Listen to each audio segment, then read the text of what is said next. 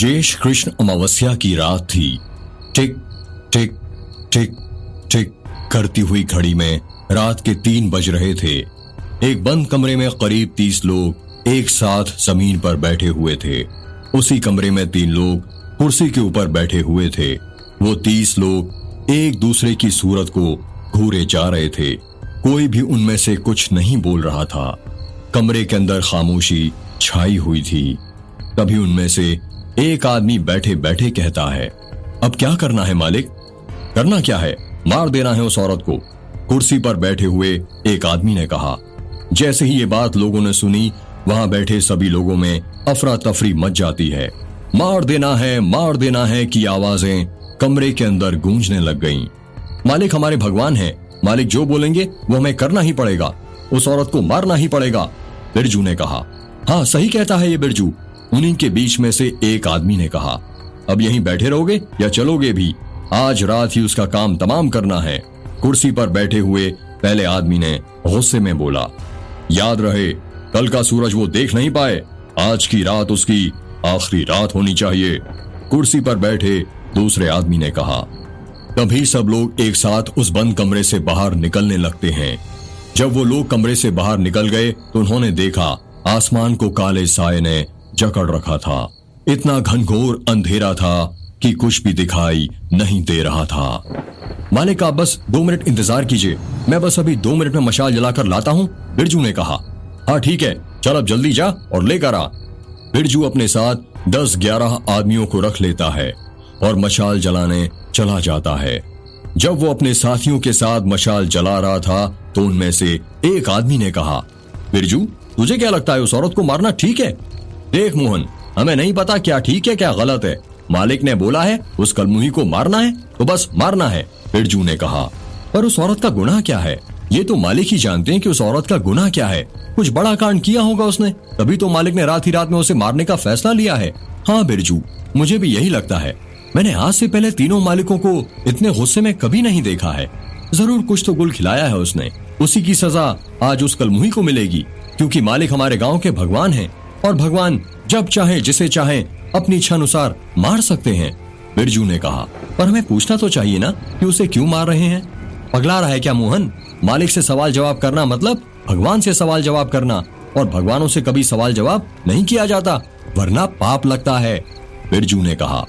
बिरजू और उसके साथी मशाल जलाकर जहां पर सब लोग इकट्ठा खड़े थे वहां पर पहुंच जाते हैं। इतनी देर लगा दी तूने बिरजू, अब जल्दी चल, मेघ गांव में आज जिंदा नहीं छोड़ेंगे उस औरत को। सारे गांव को मुक्ति दिलाना चाहती थी ना, आज हम उसे मुक्ति दिलाएंगे। इतना सुनते ही सब लोग मेघ गांव की तरफ जाने लगते हैं। महाराष्ट्र के गोंदिया जिले में एक गांव है जिसका नाम है मेघ। मेघ गांव की सीमा जब प्रारंभ होती है तो उससे पहले दास गांव पड़ता है, और जब सीमा खत्म होती है तो उसके बाद बलमा टोला पड़ता है। सभी शहर जाने की ट्रेन गोंदिया स्टेशन पर आती है। गोंदिया स्टेशन जाने का रास्ता दास गांव से होकर जाता है। इसके अलावा एक और रास्ता है, वो है पहाड़ी वाला रास्ता, पर वो रास्ता 40 किलोमीटर लंबा है, इसलिए इस रास्ते का उपयोग गांव का कोई भी व्यक्ति नहीं करता है। तीनों गांव के सरपंच आपस में मिलजुल कर रहते हैं और कोई भी फैसला लेने से पहले आपस में विचार विमर्श कर लेते हैं। बलमा टोला, दास गांव और मेघ गांव के तीनों सरपंच अपने आदमियों के साथ मिलकर मेघ गांव की ओर आगे बढ़ रहे हैं। उस सुनसान गांव में बस उन 30 लोगों के चलने की कदमों की आहट ही सुनाई दे रही थी। कोई पसीने से भीगा हुआ था तो कोई डर के मारे कांप रहा था। किसी को नहीं पता है कि आज ज्येष्ठ कृष्ण अमावस्या की रात क्या होने वाला है। कुछ आदमियों के हाथों में मशाल है तो कुछ आदमियों के हाथों में लाठियां। मशाल से सिर्फ इतना प्रकाश उत्पन्न हो रहा है कि बस आसपास की कुछ चीजें ही दिखाई दे रही हैं। चलते चलते उन आदमियों का झुंड मेघ गांव के स्कूल तक पहुंच जाता है। वो लोग आपस में बातें कर रहे हैं कि उस औरत को छोड़ेंगे नहीं, आज या तो वो रहेगी या तो हम। हाँ सही कह रहे हो तुम, उन्हीं आदमियों के बीच में से एक आदमी ने कहा। जब वो लोग मेघ गांव के स्कूल के अंदर गए तो उन्होंने देखा एक औरत जो सुहागन की लाल रंग की साड़ी पहनी हुई है उसके हाथों में लाल चूड़ियां, गले और कानों में सोने के गहने हैं। उस औरत के लंबे लंबे काले बाल हैं जो उसकी कमर तक आते हैं। उसके शरीर का रंग गोरा है। वो औरत बरगद के पेड़ को कसकर पकड़कर सो रही है। उसको देखकर ऐसा लग रहा था जैसे वो अपने घर के अंदर बिस्तर पर सो रही हो। अरे देखो वो रही, पकड़ लो उसे, मेघगांव के सरपंच धनपत राय ने कहा। हाँ पकड़ लो और बांध दो इसे इस बरगद के पेड़ से, बलमा टोला गांव के सरपंच तेज बहादुर ने कहा। जल्दी करो नालायकों, मेरा मुंह क्या देखते हो, पकड़ो उसे वरना वो भाग जाएगी, दास गांव के सरपंच महेंद्र सिंह ने कहा। 4-5 लोग आगे बढ़ते हैं और उस औरत को पकड़ लेते हैं। जब उन लोगों ने उस औरत को छुआ तो उस औरत की नींद खुल जाती है और वो हड़बड़ाते हुए कहती है, ये आप लोग क्या कर रहे हो, मुझे क्यों पकड़ रहे हो, छोड़ो मुझे, देखो मैं कह देती हूँ कोई हाथ मत लगाना मुझे, वरना मुझसे बुरा कोई नहीं होगा। वहां पर खड़ा कोई भी आदमी उस औरत के सवालों का कुछ जवाब नहीं देता। वो लोग बस सरपंच के हुक्म का पालन कर रहे थे। वो औरत बार बार बस एक ही सवाल पूछ रही थी कि आप लोग क्या कर रहे हो, क्यों पकड़ रहे हो मुझे। उसकी कोई भी बातों का जवाब नहीं दे रहा था कोई। अब इसे बस पकड़ कर ही रखोगे कि बरगद के पेड़ से बांधोगे भी, धनपत राय ने कहा। जल्दी करो नालायकों, तेज बहादुर ने कहा। सरपंच के आदमी रस्सी ढूंढने लग जाते हैं पर 15 मिनट गुजर जाने के बाद भी उन्हें रस्सी नहीं मिलती। तो महेंद्र सिंह कहते हैं, कब तक रस्सी ढूंढोगे बेवकूफों, दिख नहीं रहा रस्सी, इसने पहन रखी है, उतारो उसकी साड़ी और उसी से बांधो इसे बरगद के पेड़ से। नहीं ऐसा मत करो प्लीज, मैं तुम्हारे हाथ जोड़ती हूँ, भगवान के लिए मुझ पर रहम करो, उस औरत ने रोते हुए कहा। उसी भगवान के लिए ही तो तुझे मार रहे हैं चुड़ैल, धनपत राय ने कहा। वो औरत अपने दोनों हाथों से अपनी साड़ी को कसकर पकड़ने की कोशिश करने लगती है और सरपंच के आदमियों ने उसे पकड़ रखा था, जिस कारण वो कुछ नहीं कर पा रही थी। जिन लोगों ने उस औरत को पकड़ रखा था उसमें से एक आदमी उस औरत की साड़ी का पल्लू पकड़ लेता है और उस पल्लू को खींच देता है, जिस कारण उस औरत की साड़ी उसके शरीर से उतर जाती है। साड़ी खींचने के साथ ही उस औरत के हाथों की लाल रंग की चूड़ियां भी टूट जाती हैं और टूटकर नीचे बिखर जाती हैं। वो औरत अर्धनग्न हो जाती है और अपने हाथों से अपना वक्ष छुपाने लगती है। वहां उपस्थित सभी लोग उस दृश्य का सिर्फ लुत्फ उठा रहे हैं। किसी को भी अपनी आंखों पर लज्जा नहीं आ रही थी। वो आदमी उस औरत की लाल रंग की साड़ी से उसे बरगद के पेड़ से बांध देता है।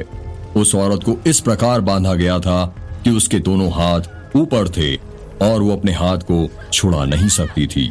वो औरत चीखने लगती है, चिल्लाने लगती है, छोड़ दो मुझे, छोड़ दो मुझे, पर कोई भी आदमी उसकी बात नहीं सुनता।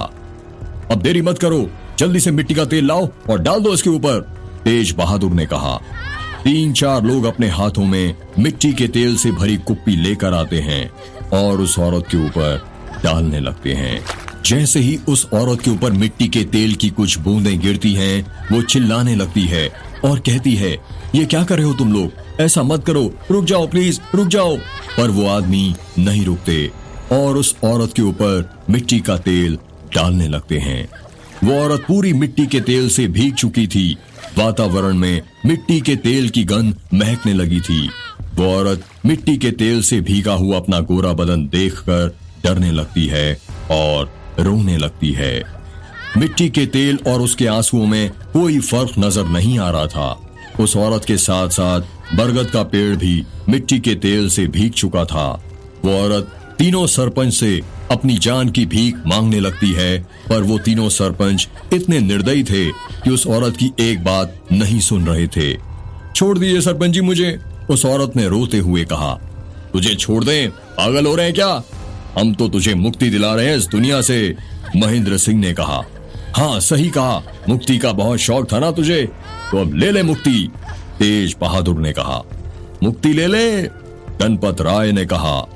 जिन मशालों का उपयोग वो लोग कुछ देर पहले रोशनी के लिए कर रहे थे, अब उसी मशाल से वो उस औरत को जलाने की तैयारी कर रहे थे।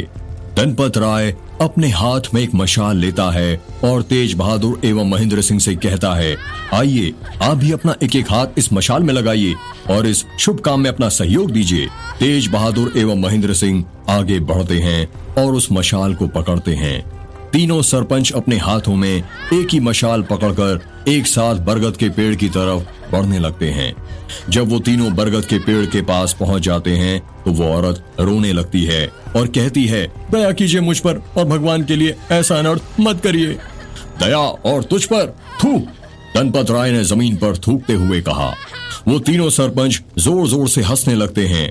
वहां पर उपस्थित सभी लोग वो तमाशा होते हुए देख रहे थे।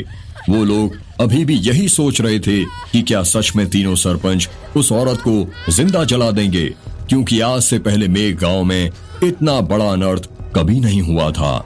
एक औरत को बिना उसका गुनाह बताए जिंदा जलाया जा रहा था। जब तीनों सरपंच उस औरत को जलाने के लिए मशाल को उसके पैर की तरफ करते हैं तो उस औरत के पैर कांपने लगते हैं। उसके गोरे गोरे पैरों में पायल बंधी हुई थी। वो औरत मशाल की आग से डरते हुए अपने पैर एक के ऊपर एक रखने लगती है। उसके पायल के बजने की आवाजें आने लगती हैं, छन छन छन। तीनों सरपंच उस औरत को अग्नि के हवाले करते हुए एक साथ एक आवाज में कहते हैं, साधु और मशाल उस औरत के पैर की तरफ बढ़ा देते हैं। उस औरत के पैरों में आग लगने लग जाती है और उसके पैरों से उसके पेटीकोट में, उसके ब्लाउज में और देखते ही देखते उसका पूरा शरीर जलने लग जाता है। वो औरत जोर जोर से चीखने लगती है, चिल्लाने लगती है, बचाओ बचाओ, कोई तो मुझे बचाओ। उसकी आवाज पूरे गांव में गूंजने लगती है, पर कोई भी मेघ गांव का व्यक्ति अपने घर के अंदर से बाहर नहीं निकलता उसे बचाने के लिए।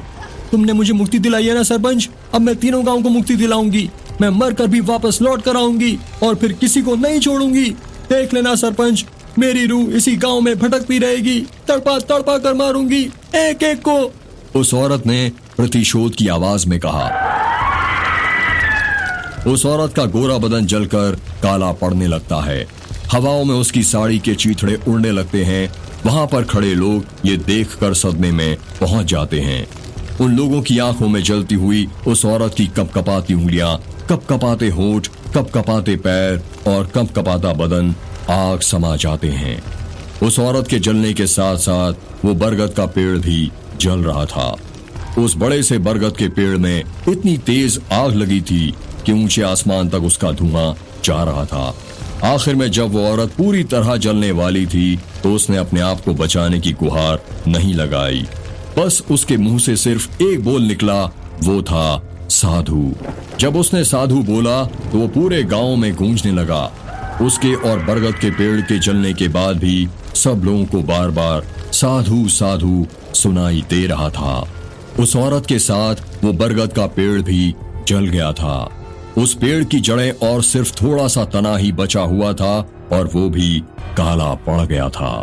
उस औरत को तीनों गांव के सरपंच की सहमति से जलाया गया था। उस औरत को क्यों जलाया गया था, इसके पीछे की वजह किसी को नहीं पता थी। इसके पीछे की वजह सिर्फ वो तीनों सरपंच ही जानते थे। तीनों गांव में से किसी भी गांव वाले में इतनी हिम्मत नहीं थी कि पूछ सके आखिर उस औरत को क्यों जलाया गया था।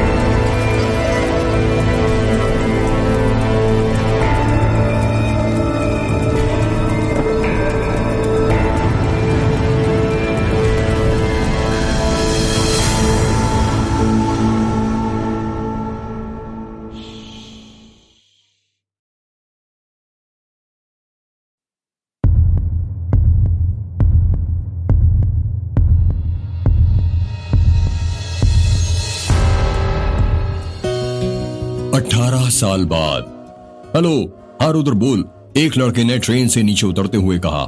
पीयूष कहाँ तक पहुंचे तुम लोग? रुद्र, हम लोग गोंदिया स्टेशन पर पहुंच चुके हैं और यहाँ अनाउंसमेंट हो रही है, चावल नगरी में आपका स्वागत है। हाँ भाई, वो तो होगी, आखिर हमारा गोंदिया चावल नगरी के लिए ही तो प्रसिद्ध है। हाँ, देखते हैं कैसे चावल मिलते हैं तुम्हारे यहाँ। चल अब ये छोड़, ये बता, अर्जुन, समीर और अनन्या सब तेरे साथ ही है ना? हाँ भाई, हम सब साथ में ही है। तो सुन, तुम लोगों के लिए मैंने जिप्सी भेज दी है। राम काका आते ही होंगे तुम्हें लेने के लिए। उन्हीं के साथ यहाँ बलमा टोला तक आना है। अकेले गलती से ही मत आना। उनकी फोटो मैंने तुम्हें व्हाट्सएप पर भेज दी है। उन्होंने गले में लाल रंग का गमछा और धोती पहनी होगी। हाँ दूल्हे राजा, तुम तो ऐसे बोल रहे हो जैसे यदि हम लोग अकेले आएंगे तो कोई चुड़ैल हमें पकड़ लेगी। पीयूष की बात सुनकर रुद्र चुप हो जाता है। और एक बात बता, जब तुझे हमारी इतनी फिक्र हो रही है तो तू हमें खुद लेने क्यों नहीं आया? पीयूष ने कहा, यार पीयूष, मैं यहाँ इतना बिजी हूँ कि क्या बताऊं। तुझे तो पता ही है मेरी शादी की तैयारी मुझे खुद करनी पड़ रही है। पापा तो अब इस दुनिया में है नहीं, दादाजी को लकवा हुआ है और मम्मी सारे काम अकेले संभाल नहीं सकती। हाँ भाई ठीक है, चलो मैं रखता हूँ, मुझे राम काका दिख गए हैं। हाँ ठीक है, फिर मिलकर बात करते हैं। इतना कहकर रुद्र ने फोन काट दिया। रुद्र बलमाटोला गांव के सरपंच तेज बहादुर का बेटा है। तेज बहादुर अब इस दुनिया में नहीं थे। रुद्र की उम्र करीब 27 साल है, जिसका कद करीब 6 फुट और रंग गोरा है। रुद्र के बाल छोटे छोटे हैं। रुद्र ने अपनी इंजीनियरिंग की पढ़ाई भोपाल के UIT कॉलेज से पूरी करी है। रुद्र ने अपनी शादी में अपने कुछ कॉलेज के दोस्तों को भी बुलाया है। इस वक्त रुद्र अपनी शादी की तैयारियां कर रहा है और मंडप लग रहा है। उसके घर में उसकी माँ लता बहुत खुश है। आखिर कौन माँ खुश नहीं होती होगी अपने बेटे की शादी के दिन। माँओं का तो सपना होता है अपने बेटे को दूल्हे के सेहरे में देखने का। रुद्र के दोस्त लोग गोंदिया स्टेशन पर खड़े हुए हैं। गोंदिया स्टेशन पर बहुत भीड़ लगी हुई है। अरे वो रहे राम काका, पीयूष ने कहा। कहाँ पर पीयूष? वहाँ खड़ी लड़की ने कहा। तुम यहीं पर रुको महारानी, मैं अभी लेकर आता हूँ। इतना कहकर पीयूष अपने दोस्तों को, जिसमें से एक लड़की और 2 लड़के हैं, उन्हें वहीं पर छोड़कर चले जाता है। थोड़ी देर बाद वो लड़की देखती है कि पीयूष एक बूढ़े आदमी को, जिसकी उम्र करीब 60 साल होगी, अपने साथ लेकर आता है। उस बूढ़े आदमी ने लाल रंग का गमछा और सफेद रंग की धोती पहनी हुई है। उस बूढ़े आदमी के सफेद रंग के बाल हैं और चेहरे पर कई झुर्रियां हैं। उसको देखने से ही लग रहा था कि वो रुद्र के घर का बहुत पुराना नौकर होगा। पीयूष उस बूढ़े आदमी को अपने दोस्तों के पास लेकर पहुंचता है और कहता है, ये है राम काका। नमस्ते राम काका, सभी ने एक साथ कहा। राम काका उनकी बातों का कुछ जवाब नहीं देते। वो कहते हैं, आप लोगों का सामान कहाँ रखा है? राम काका की आवाज बहुत भारी थी। अरे नहीं काका, आप रहने दीजिए, हम उठा लेंगे। पीयूष के बगल में खड़े एक लंबे बाल वाले लड़के ने कहा।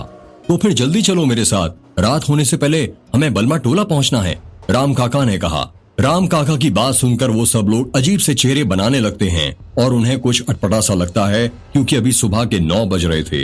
रात इतनी जल्दी कैसे हो जाती, और गोंदिया से बलमाटोला सिर्फ 80 किलोमीटर दूर था। राम काका वहां से जाने लगते हैं। सब लोग अपना अपना बैग अपने हाथ में उठाते हैं और राम काका के पीछे जाने लगते हैं। जब वो लोग स्टेशन से बाहर निकलते हैं तो देखते हैं उनके सामने एक हरे रंग की जिप्सी लगी हुई थी। जिप्सी के पास जाकर राम काका खड़े हो जाते हैं। जल्दी से आप सभी लोग इसमें बैठ जाइए, राम काका ने कहा। आप चलाएंगे जिप्सी? वहां खड़ी लड़की ने मुंह फाड़ते हुए कहा। हम सही सलामत तो पहुंच जाएंगे ना? पीयूष ने मजाक करते हुए कहा। वो तो ऊपर वाला ही बता सकता है, राम काका ने कहा। राम काका की बात सुनकर वहां पर खड़े एक लंबे बाल वाला लड़का हंसने लगता है और कहता है, आप मजाक बहुत अच्छा कर लेते हैं काका। देखो भाई, मैं तो राम काका के साथ आगे बैठूंगा। पीयूष ने जिप्सी की आगे वाली सीट पर बैठते हुए कहा। 2 लड़के और एक लड़की पीछे वाली सीट पर जाकर बैठ जाते हैं। राम काका जिप्सी में बैठते हैं और जिप्सी स्टार्ट करने लग जाते हैं। रुद्र के दोस्त लोग जिप्सी में बैठकर राम काका के साथ बलमाटोला जा रहे थे। वो लोग रास्ते में ही थे कि तभी पीयूष ने कहा, आपके गांव में कोई रेस्टोरेंट है क्या? राम काका कोई जवाब नहीं देते। पीयूष फिर पूछता है, क्या आपके गांव में कोई अंग्रेजी शराब की दुकान है? राम काका फिर कोई जवाब नहीं देते। पीयूष की बात सुनकर उसके दोस्त लोग उस पर हंसने लग जाते हैं। मैंने सुना है कि 18 साल पहले बलमाटोला गांव के पास एक गांव था जिसका नाम था मेघ। वहां पर एक औरत को जिंदा जला दिया गया था, क्या ये सच है? पीछे बैठे हुए लंबे बाल वाले लड़के ने कहा, हाँ ये सच है। राम काका ने धीरे से कहा, फिर तो उसकी आत्मा भटक रही होगी उस गांव में। पीयूष ने हंसते हुए कहा, हाँ भटक रही है। राम काका ने गंभीर स्वर में कहा। काका की बात सुनकर पीयूष शांत हो जाता है। क्या आप हमें मेघ गांव और उस औरत के बारे में कुछ बता सकते हैं? लंबे बाल वाले लड़के ने कहा। काका जिप्सी चलाते हुए कहते हैं, आज से 18 साल पहले बलमाटोला, दास गांव और मेघ गांव के सरपंचों और उनके कुछ साथियों ने मिलकर मेघ गांव की एक औरत को बरगद के पेड़ से बांधकर जिंदा जला दिया गया था। उस औरत के मरने के अगले ही दिन से मेघ गांव की काया बदलना शुरू हो गई। बिरजू नाम का एक आदमी जो मेघ गांव का रहने वाला था, कहते हैं कि एक रात जब वो अपने खेत में था तो उसने एक औरत को लाल रंग की साड़ी में उसके खेत में भटकते हुए देखा। उसने धीरे धीरे अपने कदम आगे बढ़ाए और उस औरत की तरफ जाने लग गया। उस औरत का चेहरा उसे नहीं दिख रहा था। बिरजू तेज तेज अपने कदम बढ़ाने लग गया। खेत में गेहूं की फसल लगी थी जिसकी कटाई होनी बाकी थी। बिरजू खेत के बीचों बीच से गुजर रहा था, जिस कारण उसके और गेहूं की फसल के टकराने की आवाज सुनाई दे रही थी। जब वो उस औरत के पास पहुंचा तो उसने देखा वो औरत अचानक वहां से गायब हो जाती है। ये देखकर बिरजू का सर चकरा जाता है। बिरजू खेतों के बीचों बीच खड़ा था। दूर दूर तक अंधेरा नजर आ रहा था और अंधेरे में थी गेहूं की फसलें। बिरजू की सांसें फूलने लग गईं। वो सोचने लगा, वो औरत कहाँ गायब हो गई? अभी थोड़ी देर पहले तो यहीं पर खड़ी थी। वो ये सोच ही रहा था कि तभी उसे किसी चीज के जलने की गंध आने लग गई। जब उसने धीरे से पीछे मुड़कर देखा तो खेत के कोने से आग लगना शुरू हो गई थी। और फिर जब उसने सामने देखा तो उसके आग की फसलों में भी आग लग रही थी।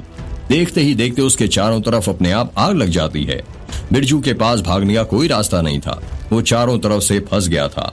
गांव वालों ने जब अपनी फसल जलने की आग देखी तो वो दौड़ते हुए आए। सारा गांव इकट्ठा हो गया। उस आग में उन्होंने सिर्फ बिरजू के जलने की चीखों की आवाज सुनी। गांव वालों ने बहुत कोशिश की आग बुझाने की, पर नहीं बुझा पाए। उस रात के बाद से बिरजू को किसी ने नहीं देखा। लोगों का कहना है कि फसलों के साथ बिरजू भी जलकर खाक हो गया था।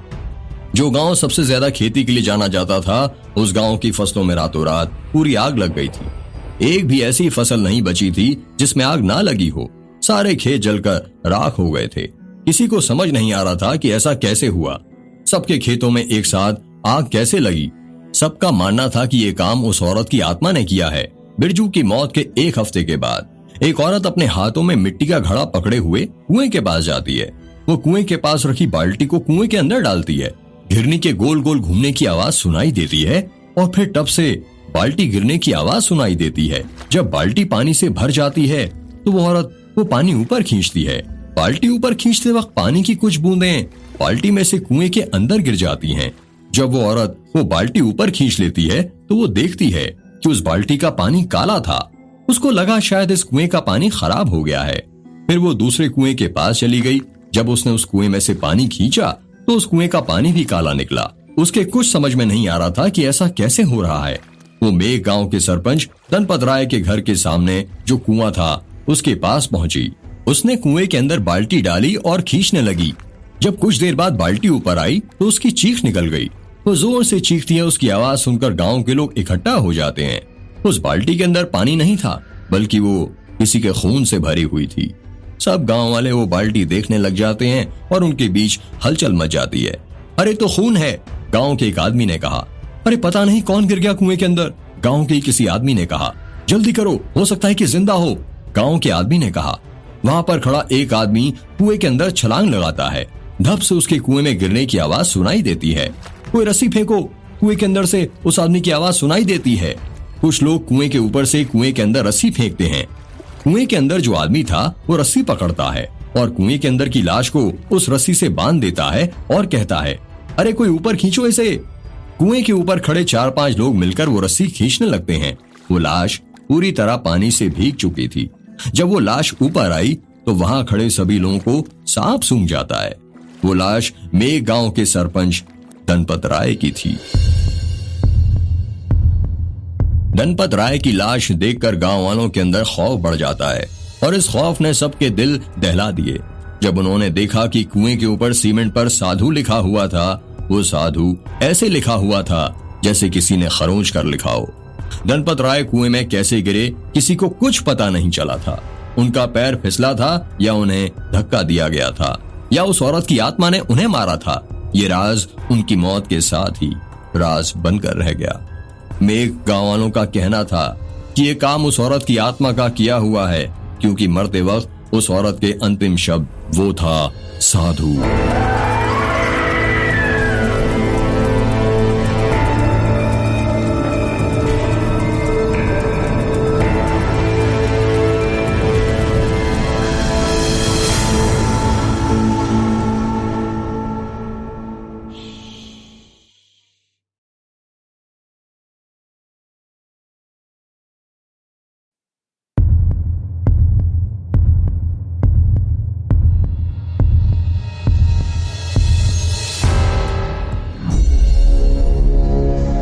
साधु साधु साधु, राम काका ने कहा।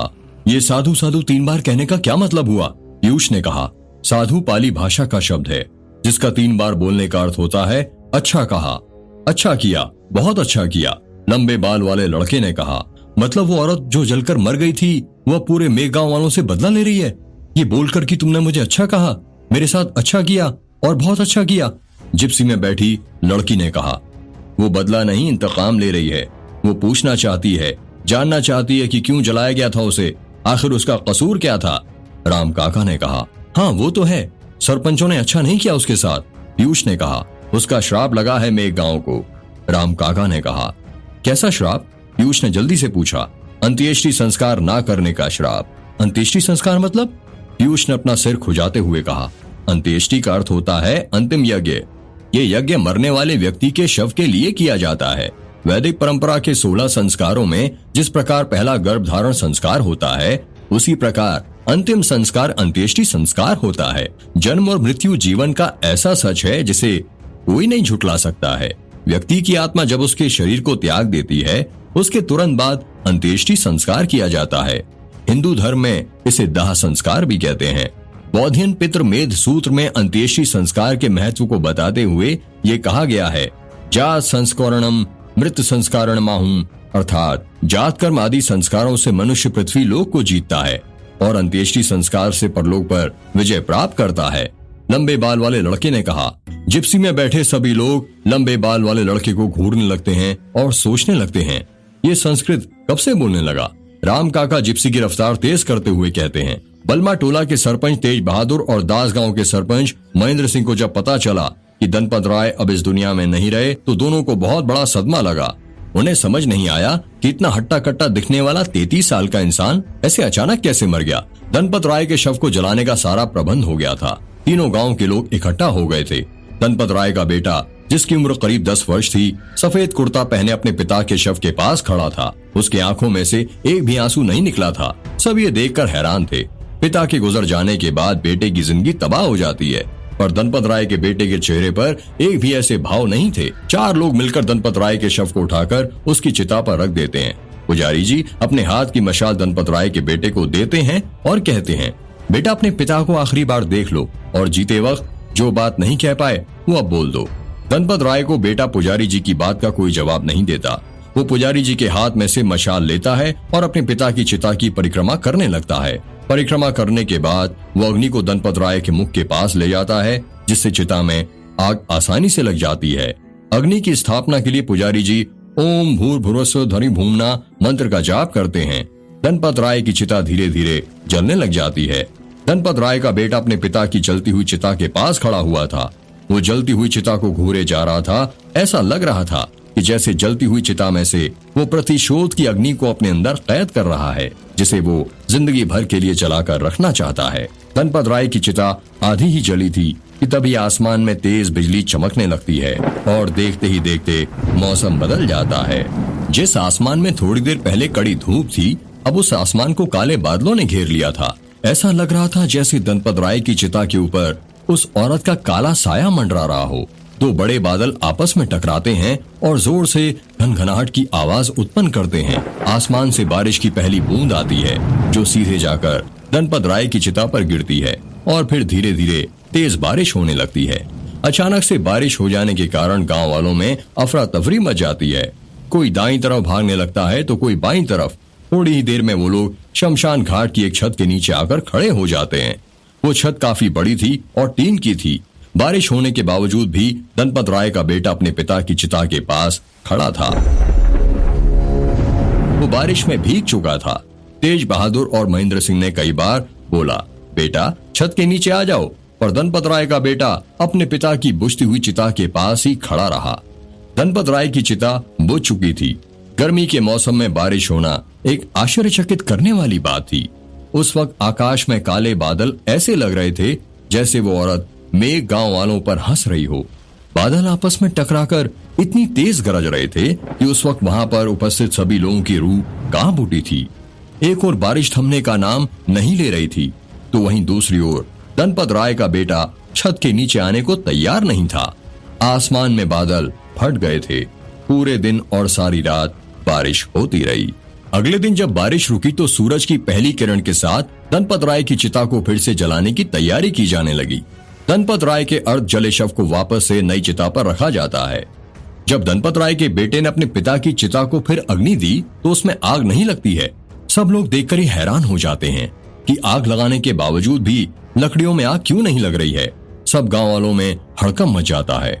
वो एक दूसरे से कहते हैं, अरे ये क्या हो रहा है, ये तो अशुभ है। बहुत प्रयासों के बावजूद भी धनपत राय की चिता को आग नहीं लग पाती। शमशान के पुजारी जी मेघ बलमाटोला और दास गांव के सबसे बड़े पंडित सुशालाचार्य को बुलाने के लिए कहते हैं। गांव के कुछ लोग पंडित सुशालाचार्य को बुलाने जाते हैं और उनको अपने साथ लेकर आते हैं। पंडित सुशालाचार्य की उम्र करीब 50 वर्ष होगी। उनके सफेद लंबे लंबे बाल और लंबी सी सफेद रंग की दाढ़ी थी। वो अपने सफेद लंबे बालों का जूड़ा बनाकर रखते थे। वो हमेशा भगवा रंग के कपड़े पहना करते थे। इसके पीछे का कारण ये था कि धार्मिक शास्त्रों के अनुसार सूर्य, चंद्रमा और अन्य ऊपरी वातावरण से आने वाली हानिकारक किरणें हमारे ऊपर पड़ती हैं। ऐसा माना जाता है कि भगवा रंग के कपड़े पहनने से ये दुष्प्रभाव शरीर पर कम पड़ता है। पंडित सुशलाचार्य के गले में हमेशा रुद्राक्ष की माला रहती थी। पंडित सुशलाचार्य धनपत राय के अर्ध जले शव के पास जाते हैं और अपनी पोटली में से एक कांच की छोटी सी बोतल निकालते हैं। कांच की बोतल के अंदर गंगा जल रखा हुआ था। पंडित सुशलाचार्य गंगा जल की कुछ बूंदें अपने हाथ में लेते हैं और 3 तवा प्रतिबंधामी रक्षे माचल माचल मंत्र पढ़ते हुए धनपत राय के अर्ध जले शव पर डाल देते हैं। गंगा जल की बूंदें जैसे ही धनपत राय के अर्ध जले शरीर पर गिरती हैं, उसमें से छन छन आवाजें निकलने लगती हैं। ठीक उसी प्रकार जैसे तब निकलती हैं जब कोई गर्म चीज को अचानक ठंडे पानी में डाल दी जाती है। सभी गांव वाले डरावना मंजर देखकर डर जाते हैं। पंडित सुशलाचार्य को भी आश्चर्य होता है। वो अपनी आंखें बंद करते हैं और कुछ समय के लिए ध्यान में लीन हो जाते हैं। 5 मिनट बाद वो अपनी आंखें खोलते हैं और कहते हैं, मेरे गांव को उस औरत का श्राप लगा है। उसकी मौत जल के मरने के कारण हुई थी। इसी वजह से मेरे गांव के अंदर अब किसी भी व्यक्ति की चिता को आग नहीं लगाई जा सकती। अब मरे हुए व्यक्ति को बस दफन ही किया जा सकता है। पंडित सुशलाचार्य की बात सुनकर गांव वालों में अफरा तफरी मच जाती है और वो एक दूसरे से कहने लगते हैं, अरे ये कैसे हो सकता है, हाँ ये कैसे हो सकता है। गांव के दूसरे आदमी ने कहा, लोगों के आवाजों की गूंज पूरे शमशान में गूंजने लगती है। ये तो हिंदू धर्म के विरुद्ध है महागुरु पंडित सुशलाचार्य जी। यदि मृत्यु के बाद शव का अंतिम संस्कार नहीं किया गया तो धर्म भ्रष्ट हो जाएगा। शमशान घाट के पुजारी ने कहा, मुझे पता है, पर अब यही विधि का विधान है। उस औरत के श्राप को कोई नहीं रोक सकता, मैं भी नहीं। पंडित सुशलाचार्य के कहने पर गांव वाले बिना किसी सवाल जवाब के धनपत राय के शव को दफनाने के लिए राजी हो जाते हैं। क्योंकि गांव में कोई भी पंडित सुशलाचार्य के विरुद्ध नहीं जाता था, उन्हें सरपंच से ऊपर की भी उपाधि प्राप्त थी। 4-5 लोग आगे बढ़ते हैं और धनपत राय के अर्ध जले शव को अपने कंधों पर उठा लेते हैं। वो लोग शव को जो खेत अचानक जलकर राख हो गए थे वहां पर ले जाने लगते हैं। उन्हीं के पीछे धनपत राय का बेटा महेंद्र सिंह, तेज बहादुर और गांव के बाकी सब लोग जाने लगते हैं। चलते चलते रास्ते में गांव के लोग बातें करते हैं कि ये कैसा श्राप दे दिया उस कलमुही ने, सारे गांव का धर्म भ्रष्ट कर दिया। धनपत राय के अर्ध जले शव को खेत में ले लिया गया था। 3-4 लोग जाते हैं और फावड़ा और तगाड़ी लेकर आते हैं। वो लोग धनपत राय के शव के लिए गड्ढा खोदने ही वाले थे कि तभी धनपत राय का बेटा कहता है, कोई गड्ढा नहीं खोदेगा, ये मेरे पिता हैं और मैं खुद अपने पिता के शव के लिए गड्ढा खोदूंगा और इसमें मुझे किसी की सहायता की आवश्यकता नहीं है। अरे ये तुम क्या बोल रहे हो बेटा, महेंद्र सिंह ने कहा। हाँ बेटा, तुम कैसे इतना बड़ा गड्ढा खोद पाओगे, अभी तुम्हारी उम्र ही क्या है, ये काम हम लोगों को ही करने दो, तेज बहादुर ने कहा। नहीं काका, ये काम तो मैं स्वयं ही करूंगा, कृपया करके आप सब पीछे हट जाएं और मुझे ना रोकें। धनपत राय के बेटे की बात मानकर सब लोग पीछे हट जाते हैं। धनपत राय का बेटा फावड़ा उठाता है और गड्ढा खोदने लग जाता है। वो करीब 2 घंटे तक अपने पिता के शव के लिए गड्ढा खोदता रहता है। जब गड्ढा खुद जाता है तो वो गांव के कुछ लोगों के साथ मिलकर अपने पिता के शव को गड्ढे के अंदर डाल देता है। शव को गड्ढे में डालने के बाद धनपत राय का बेटा अपने दोनों हाथों की मुट्ठी में जमीन की मिट्टी उठाता है और गड्ढे के अंदर डालता है और 3 बार धीमी आवाज में साधु साधु साधु बोलता है। उसके बाद गांव का हर एक सदस्य आता है और शव के ऊपर मिट्टी डालने लगता है। इस तरह धनपत राय के शव को दफना दिया जाता है। धनपत राय के अर्ध जले शव को दफनाने के बाद जब भी मेघ गांव में किसी की भी मौत होती तो उसकी लाश को जलाया नहीं जाता, बल्कि खेत में ही दफना दिया जाता था। 1 महीने के अंदर ही मेघ गांव में अदृश्य तरीके से 100 से भी ज्यादा मौतें हुई थीं। जिन खेतों में मेघ गांव वाले फसल उगाया करते थे, वही खेत अब वो कब्रिस्तान में तब्दील हो गए थे। धनपत राय के मरने के बाद ही मेघ गांव के सभी कुओं का पानी काला पड़ गया था। मेघ गांव वालों को अब पानी भरने के लिए बलमा टोला या दास गांव जाना पड़ता था।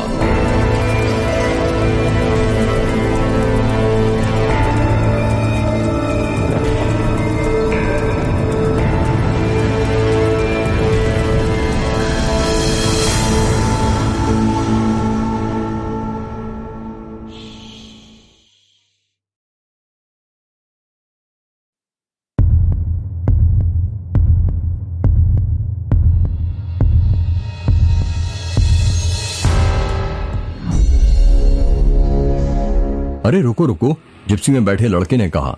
क्या हुआ भाई? पीयूष ने कहा। दिख नहीं रहा सामने रोड के बीचों बीच कितना बड़ा दरवाजा है? हाँ यार दिख रहा है, बहुत ही अनोखा लग रहा है, पीयूष ने कहा। राम काका यहीं पर जिप्सी रोक दीजिए, लंबे बाल वाले लड़के ने कहा। नहीं, यहाँ पर रोक नहीं सकते, राम काका ने कहा। पर क्यों? पीयूष ने पूछा। क्योंकि ये मेघ गांव की प्रारंभिक सीमा है। प्लीज रोक दीजिए ना काका, सब लोगों ने एक साथ मिलकर कहा। सब लोगों के जोर देने के कारण राम काका जिप्सी रोक देते हैं। पीछे बैठा लड़का जल्दी से नीचे उतरता है। वो जिप्सी में रखा उसका बड़ा सा काला बैग खोलता है और उसमें से कैमरा निकालता है। बस हो गया भाई को भूत सवार, अब देखना माशे कैसे कैसे फोटो खींचेंगे, लंबे बाल वाले लड़के ने कहा। राम काका ने जिप्सी दरवाजे के ठीक सामने रोकी थी। उस दरवाजे के बाईं तरफ से पहाड़ी वाली सड़क जाती थी और वो दरवाजा एक दूसरी सड़क पर था जो मेघ गांव और दास गांव को जोड़ती थी। दरवाजा करीब 10 फीट ऊंचा था और उस पर बहुत सारे संस्कृत में मंत्र लिखे हुए थे। उस दरवाजे पर एक बड़ा सा ताला लगा हुआ था और उसके ऊपर सफेद कपड़ा लपेटा हुआ था। सफेद कपड़े के ऊपर लाल कुमकुम से स्वास्तिक का चिन्ह बना हुआ था। उस दरवाजे पर कई ताबीज, माता रानी की लाल चुनरी और रुद्राक्ष बंधे हुए थे। दरवाजे पर बंधे ताबीजों को देखकर लंबे बाल वाले लड़के ने कहा, ये ताबीज कैसे है राम काका? ये ताबीजों और इस दरवाजे की अलग कहानी है, राम काका ने कहा। लंबे बाल वाला लड़का दरवाजे पर लिखे मंत्र को पढ़ते हुए कहता है, अन्नत पुण्य फल कदम अत शांतिम प्रच्छम। इस मंत्र का प्रयोग तो तब किया जाता है ना जब किसी प्रेत आत्मा को कैद किया जाता है या कैद करना हो। राम काका इस सवाल का जवाब देते उससे पहले ही जिस लड़के के हाथ में कैमरा था उसने कहा, wow what a beautiful temple. Camera पकड़े हुए लड़के ने पहाड़ी की चोटी पर बने बड़े से मंदिर को देखते हुए कहा। सब लोग उस मंदिर को देखने लगते हैं। जिस दरवाजे के पास वो लोग खड़े थे वहां से पहाड़ी की चोटी पर का मंदिर छोटा सा दिख रहा था। वो नजारा बहुत सुंदर था। उस पहाड़ी पर वो मंदिर लोगों को अपनी ओर आकर्षित कर रहा था। वो मंदिर कौन सा है? लड़की ने पूछा। वो मेघनाथ मंदिर है, राम काका ने कहा। बड़ा ही अद्भुत मंदिर है, लंबे बाल वाले लड़के ने कहा। इसके पीछे भी एक कहानी है, पर फिर कभी सुनाऊंगा। आपके गांव का नाम बलमा टोला की जगह कहानी टोला होना चाहिए। यहाँ हर चीज के पीछे कहानी होती है, पीयूष ने हंसते हुए कहा। अब हमें देर हो रही है, रुद्र हमारा इंतजार कर रहा है, हमें चलना चाहिए, राम काका ने कहा। हाँ सही कहा आपने, उनके साथ वाली लड़की ने कहा। सब लोग जिप्सी में बैठ जाते हैं। राम काका जिप्सी स्टार्ट कर ही रहे थे कि तभी वो देखते हैं उनकी जिप्सी के पीछे के 2 टायर पंचर हो गए हैं। अरे ये कैसे पंचर हो गए? अब जिप्सी यहीं खड़ी थी तो ठीक थी, पीयूष ने कहा। मैंने कहा था ना, हमें यहाँ पर नहीं रुकना चाहिए, ये उसी औरत का प्रकोप है, राम काका ने कहा। सब लोग राम काका की ओर देखने लगते हैं और उन्हें घूरने लगते हैं। अब क्या हमें पैदल जाना पड़ेगा? जिप्सी में बैठी लड़की ने कहा। आप लोग यहीं रोकिए, मैं दास गांव से किसी मैकेनिक को लेकर आता हूँ, राम काका ने कहा। यह सुनकर पीयूष हंसने लगता है और कहता है, मैकेनिक? उसकी क्या जरूरत है, हम हैं तो मैकेनिकल इंजीनियर, पर सिर्फ नाम मात्र के। हम में से इंजीनियरिंग आती किसी को नहीं है। पीयूष की बात सुनकर सब लोग हंसने लग जाते हैं। हाँ राम काका सही कहा पीयूष ने, पर यह इंजीनियरिंग कमाल की चीज है। आपको इंजीनियरिंग भले ही ना सिखाए, पर यह जिंदगी जीने का तरीका सिखा देती है, लंबे बाल वाले लड़के ने कहा। आप सभी जिप्सी में ही बैठे रहना, कभी कोई बाहर मत निकलना, मैं बस थोड़ी देर में किसी को मदद के लिए लेकर आता हूँ। इतना कहकर राम काका जिप्सी से उतरते हैं और दास गांव की ओर जाने लगते हैं। अरे तुम्हें राम काका अजीब नहीं लगते कुछ? जिप्सी में बैठी लड़की ने कहा। सिर्फ राम काका नहीं, मुझे तो पूरा गांव ही अजीब लगता है। सुना नहीं तुमने कैसी कैसी चुड़ैलों वाली कहानियां सुनाते हैं? पीयूष ने कहा। हाँ यार सही कहा, लड़की ने कहा। पता नहीं रुद्र यहाँ कैसे रहता है, पीयूष ने कहा। हाँ भाई मैं भी यही सोच रहा था, गले में कैमरा टांगे हुए लड़के ने कहा।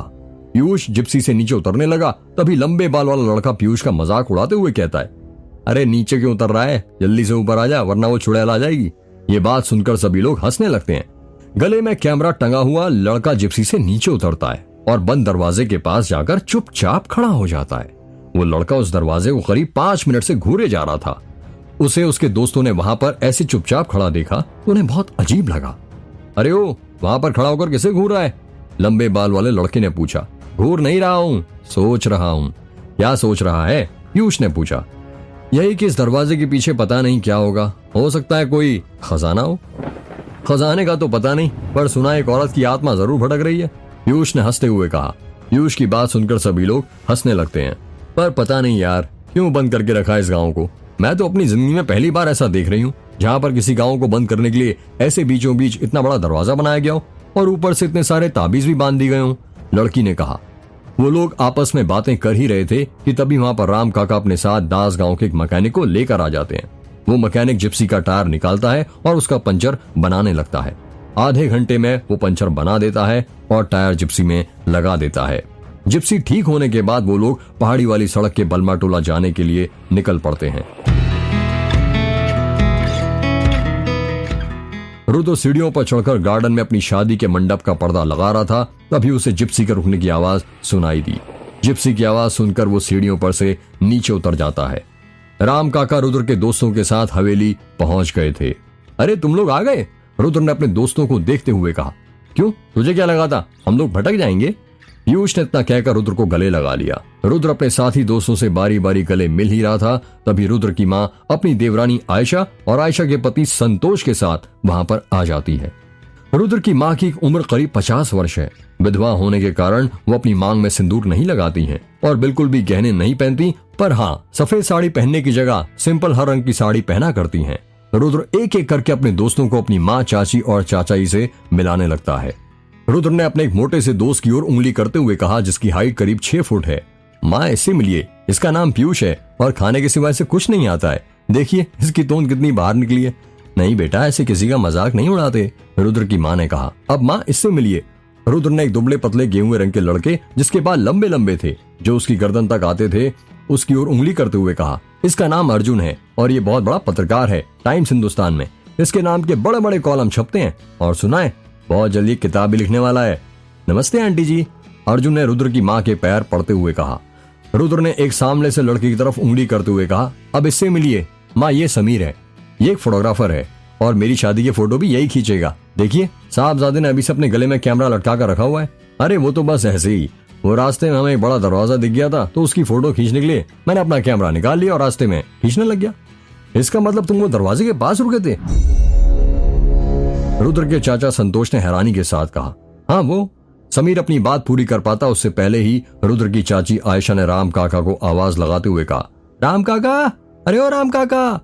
राम काका भागते हुए आते हैं और कहते हैं, क्या हुआ छोटी मालकिन, आपको क्या जरूरत थी जिप्सी मेघ गांव के प्रारंभिक दरवाजे के पास रुकने की? आयशा ने चिल्लाते हुए कहा। वो मालकिन मैं तो मना ही कर रहा था, वो बच्चे खुद जिद करने लगे। बच्चे तो नए आए हैं, आप तो पुराने हैं ना, उन्हें क्या पता यहाँ आसपास कैसी कैसी बलाएं घूमती रहती हैं।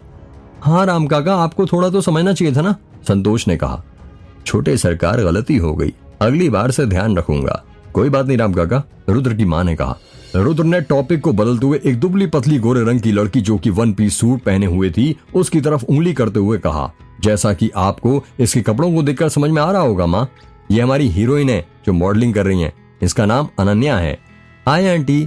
इतना कहते हुए अनन्या ने रुद्र की माँ को गले लगा लिया। चलो बेटा अब घर के अंदर चलते हैं, यूं बाहर कब तक खड़े रहोगे, तुम लोग आराम भी कर लेना, रुद्र की माँ ने कहा। रुक जाइए दीदी, इनमें से कोई भी अंदर नहीं घुसेगा, आयशा ने कहा। क्या हुआ आयशा? रुद्र की माँ ने कहा। आपको दिख नहीं रहा, ये बाहर से आए हैं, पता नहीं बाहर की कौन सी बला लेकर आए हैं, आयशा ने कहा।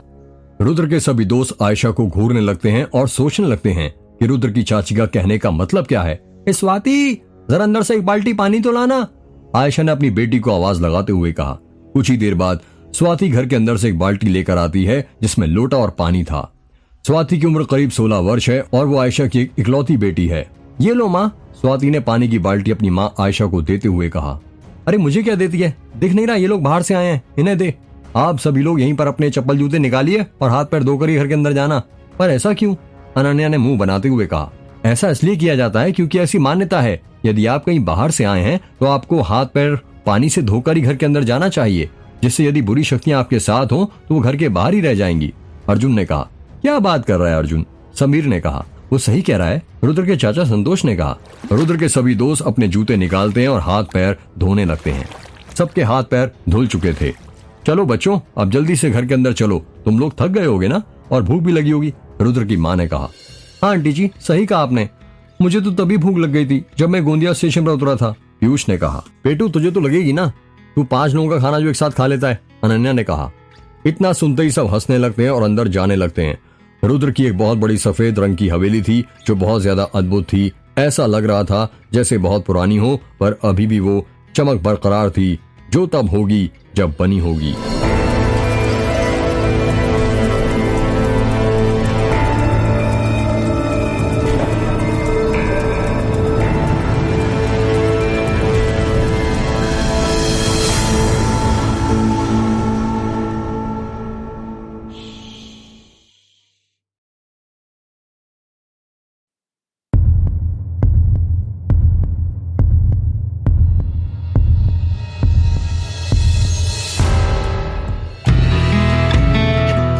रुद्र के सभी दोस्त हवेली के अंदर घुसे ही थे कि घर के अंदर बैठा जर्मन शेफर्ड कुत्ता उन पर जोर जोर से भौंकने लगता है।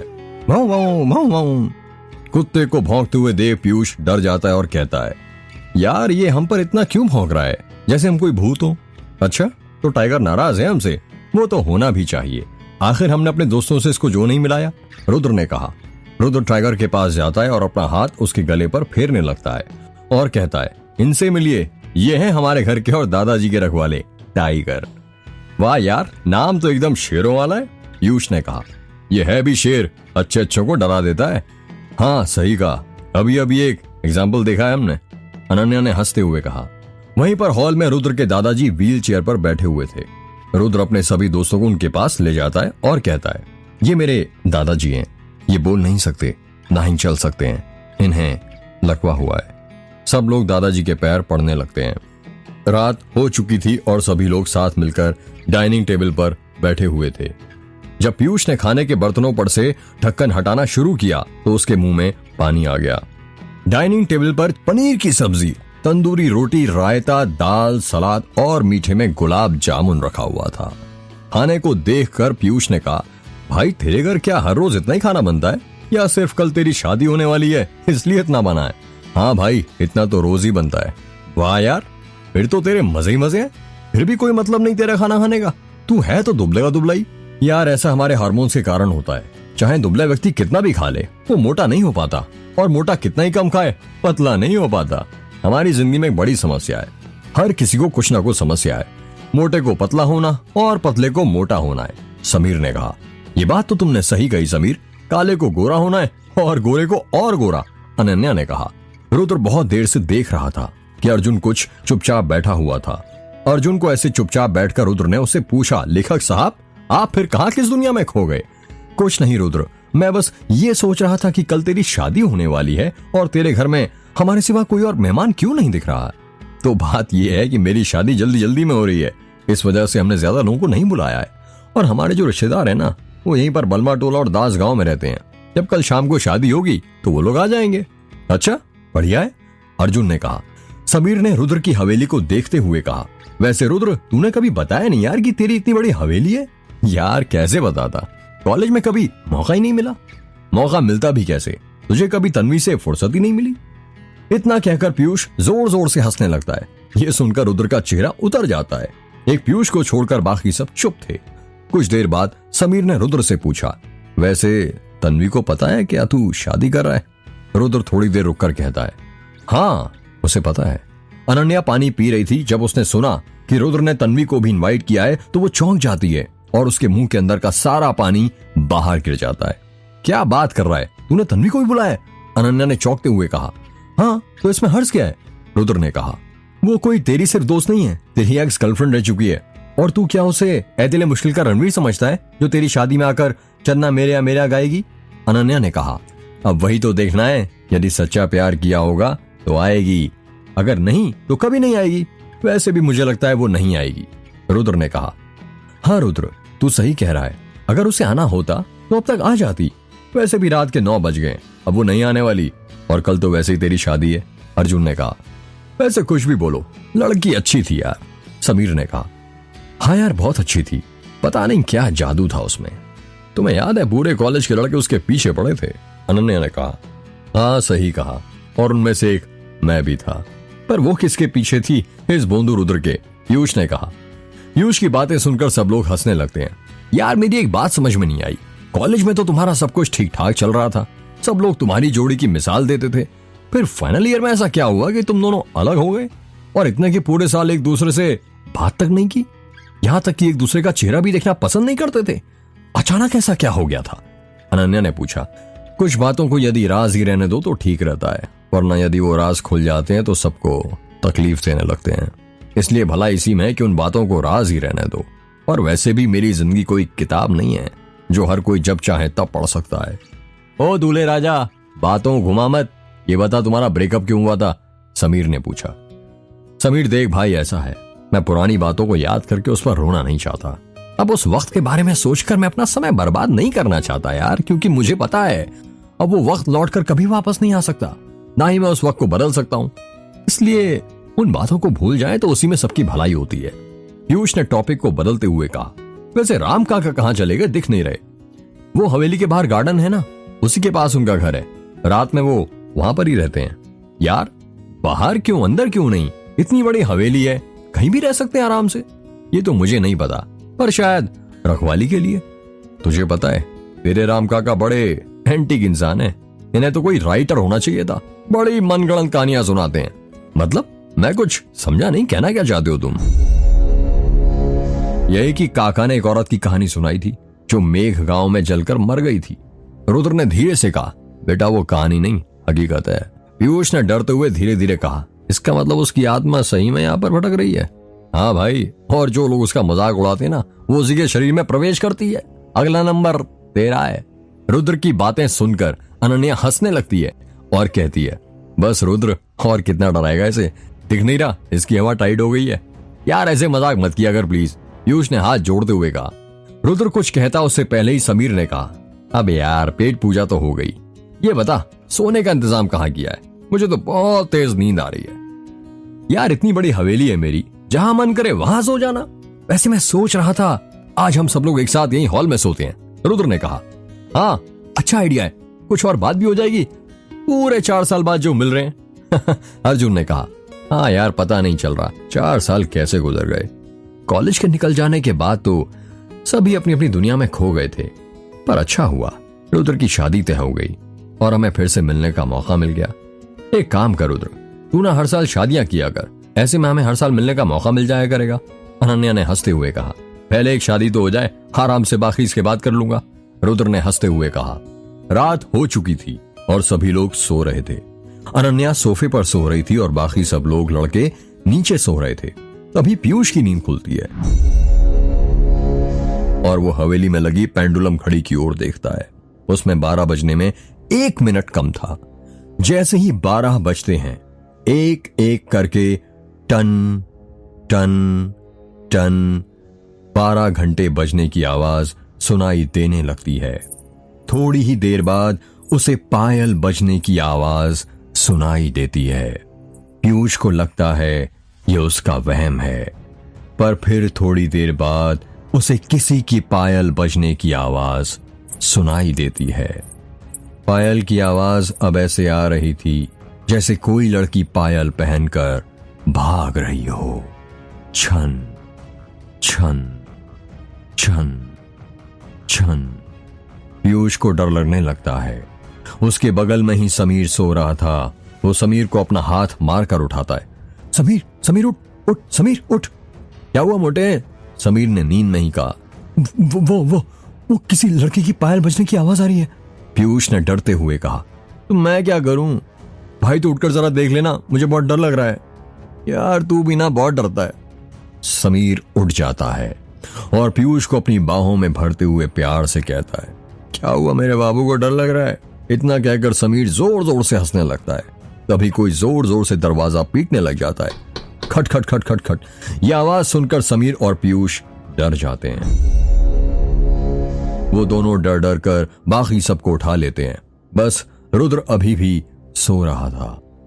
हल्ले की आवाज सुनकर रुद्र सोते हुए ही कहता है, क्या हुआ यार, इतनी रात को क्यों हल्ला कर रहे हो? वो कोई दरवाजा खटखटा रहा है, पीयूष ने डरते हुए कहा। क्या? रुद्र ने चौंकते हुए अपनी आंखें खोली और अपनी जगह पर खड़ा हो गया। हल्ले की आवाज सुनकर रुद्र की मां आयशा, संतोष और श्वेता नीचे आ जाते हैं। क्या हुआ रुद्र, ये हल्ला किस बात का हो रहा है? रुद्र की मां ने कहा। वो मां कोई दरवाजा खटखटा रहा है। क्या, इतनी रात को? आयशा ने चौंक कर कहा। अनन्या कहती, यार आप सब लोग तो ऐसे डरे हो जैसे दरवाजे के पास कोई चुड़ैल खड़ी हो। रुको, मैं देखती हूँ कौन है। तभी आयशा अनन्या की बात को बीच में ही काटते हुए कहती है, नहीं अनन्या, चुप हो जाओ, गलती से भी उसे आवाज मत देना वरना अनर्थ हो जाएगा। क्या? अनन्या ने चौंकते हुए कहा। हाँ अनन्या, बुरी शक्तियों से कभी पूछना नहीं चाहिए कि कौन है, वरना वो घर के अंदर प्रवेश कर लेती हैं। अर्जुन ने कहा। ये कैसी बात कर रहे हो अर्जुन, तुमने किताबें नहीं पढ़ी हैं क्या? तंत्र शास्त्र की किताब का ये पहला नियम है, अर्जुन ने कहा। तुम्हें नहीं पता अनन्या इस गांव के बारे में यहाँ क्या क्या होता है? आयशा ने कहा। देखिए मौसी जी, मुझे नहीं पता आपके गांव के बारे में, पर यदि आप लोग जल्दी दरवाजा नहीं खोले तो मैं खोल दूंगी, अनन्या ने गुस्से में बोला। ठीक है, मैं खोलता हूं, रुद्र ने कहा। नहीं बेटे, तुम रहने दो, रुद्र की मां ने कहा। हाँ रुद्र, तू रहने दे, मैं देखता हूं, रुद्र के चाचा संतोष ने कहा। नहीं चाचा, मैं देखता हूं ना, आप घबराइए मत, मैं हूं ना। कोई जोर जोर से दरवाजा खटखटाए जा रहा था और रुद्र धीरे धीरे दरवाजा खोलने के लिए आगे बढ़ने लगता है। सभी लोगों के चेहरे पर डर था सिवाय अनन्या के। स्वाति ने अपनी मां आयशा का हाथ पकड़ लिया था और वो पसीने से पूरी भीग चुकी थी। पीयूष के होंठ कपकपा रहे थे। समीर के भी समझ में नहीं आ रहा था कि रात के 12 बजे के बाद इतनी रात को कौन आ सकता है। रुद्र दरवाजे के पास पहुंच चुका था और उसने अपना हाथ दरवाजे की तरफ बढ़ा लिया था। वो दरवाजा खोलने ही वाला था कि फिर उसे किसी के दरवाजा जोर जोर से खटखटाने की आवाज सुनाई देती है। खट खट खट खट खट खट खट खट।